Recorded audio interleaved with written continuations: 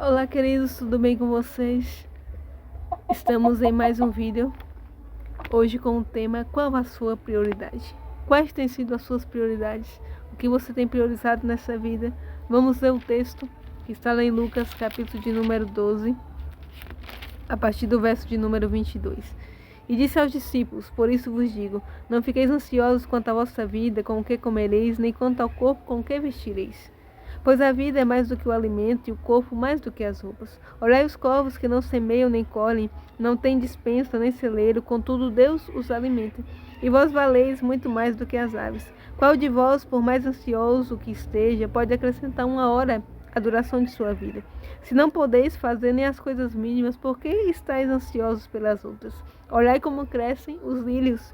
Não trabalham nem tecem, mas eu vos digo que nem mesmo Salomão, em toda a sua glória, vestiu-se como um deles. Se Deus veste assim a planta que hoje está no campo e amanhã é jogada no forno, quanto mais a vós, homens de pequena fé.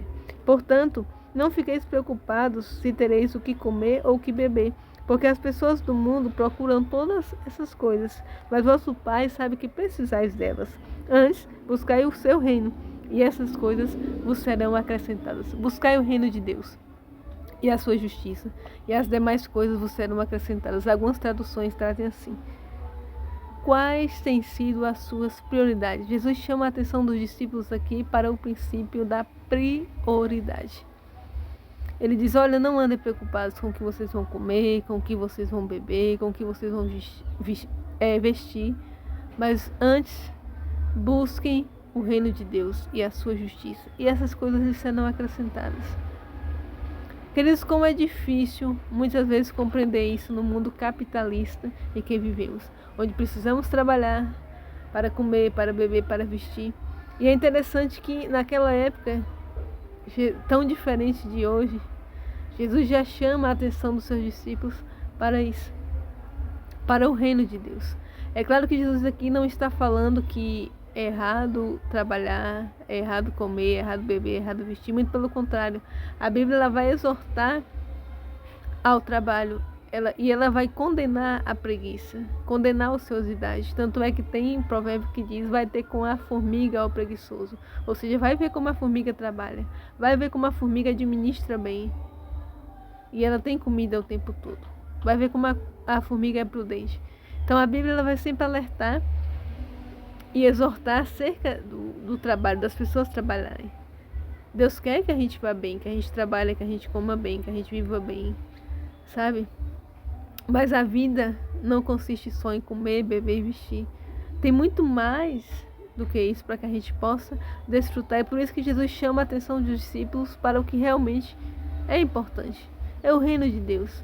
E o que é o reino de Deus? O reino de Deus não é um governo político, o reino de Deus não é palpável, o reino de Deus é simplesmente o governo de Jesus em nossos corações. É o governo de Jesus sobre as nossas vidas, sobre as nossas decisões.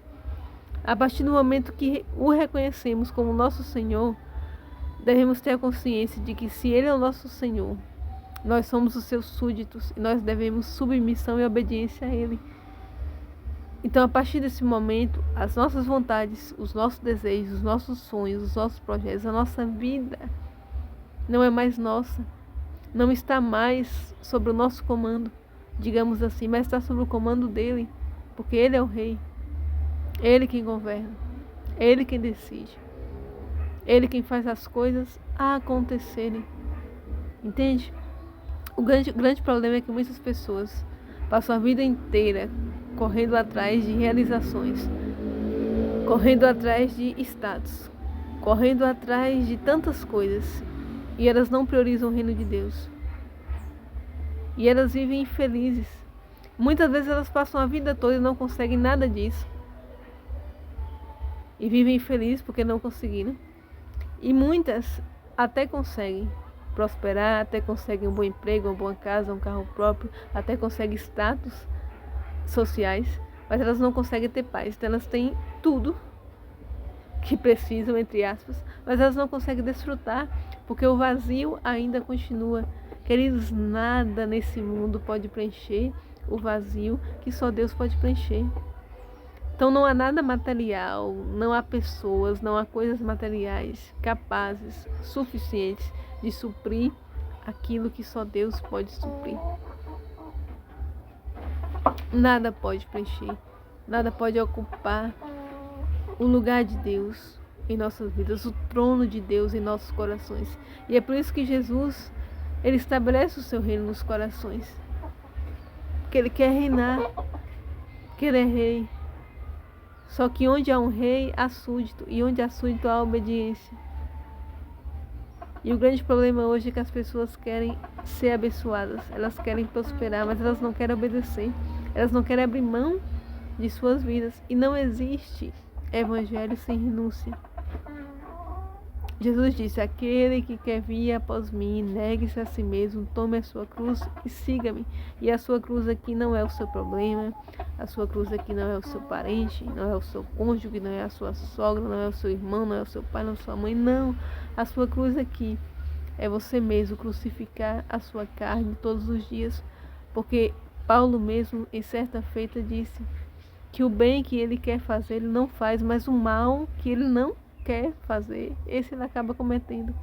Tem até uma canção que diz: pois o bem que eu quero fazer não faço, o mal que eu não quero, esse sim acabo cometendo. Há uma luta infidável, como diz a canção, uma guerra infidável entre carne e espírito. Então, essa prioridade, esse reconhecimento de que Jesus é o rei e que eu sou o súdito requer obediência. Então muitas pessoas, elas não querem abrir mão de suas vidas, elas não querem crucificar as suas vontades, porque muitas vezes, ou em quase todas as vezes, a vontade de Deus vai ser diferente da nossa. A vontade de Deus vai ser o oposto da nossa. E uma vontade vai ter que reinar. Se a minha vontade reinar, logo a de Deus não reina. Se a vontade de Deus, de Jesus, reinar, a minha não reina. Não tem como duas vontades reinar. Não tem como servir a dois senhores. Não tem como servir a Deus e ao mundo. Não tem como andar dividido. Deus, ele não quer, queridos. Jesus, ele não quer corações divididos. Deus, ele nos quer por completo. Não tem como você viver uma vida plena de obediência a Deus, você priorizar o reino de Deus, você viver dividido. Ora você serve a Deus, ora você não serve.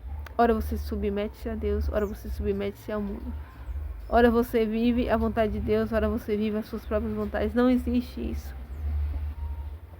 Na Bíblia não existe meio termo. No Evangelho não existe meio termo. Você é ou você não é. Ou você obedece a Deus, ou você desobedece. Ou você submete-se a Deus, ou você submete-se ao mundo e às suas vontades. Ou você ama a Deus e aborrece o mundo, ou você ama o mundo e aborrece a Deus. É tudo exato, não tem meio termo, mais ou menos. Sabe aquele jeitinho brasileiro que a gente gosta de dar? Não. No Evangelho isso não funciona. Isso funciona no mundo. Mas no Evangelho, na vida relacional com Deus e com o nosso próximo, não existe isso. Ou é ou não é. Ou é ou não é. Totalidade. Não existe parcialidade. É totalidade. Esquece esse negócio de parcialidade. Então Jesus chama a atenção dos seus discípulos: olha, não foquem, não gastem a sua energia tão somente para comer, beber e vestir. Quantas pessoas não conseguem deitar a cabeça no travesseiro e dormir em paz? Porque dormem, sonham com os boletos para pagar, com as contas para pagar. É claro que a gente deve se preocupar sim em pagar as nossas contas, em ter dinheiro para comprar as coisas. Mas, querido, você gastar a sua vida em prol disso é viver uma vida muito mesquinha, me desculpe a expressão. Deus tem muito mais do que isso para nos oferecer. Deus quer que a gente durma com a convicção, com a fé, estou falando de fé, de que no outro dia Ele suprirá. Sabe, quando Deus ali no Antigo Testamento envia o maná do céu, envia a codorniz do céu, sabe o que Ele está querendo ensinar para aquele povo? Que Ele é o Jeová Jireh, o Deus que provê. É tanto que Ele deu uma ordem a Moisés Olha, Moisés, diga ao povo que não guarde para outro dia. Se o povo guardar para outro dia, vai apodrecer, vai estragar. Diga ao povo que coma o suficiente naquele dia, porque no outro dia vai ter mais. E o povo comia o suficiente, no outro dia tinha novamente. E no outro dia tinha de novo. E foi assim.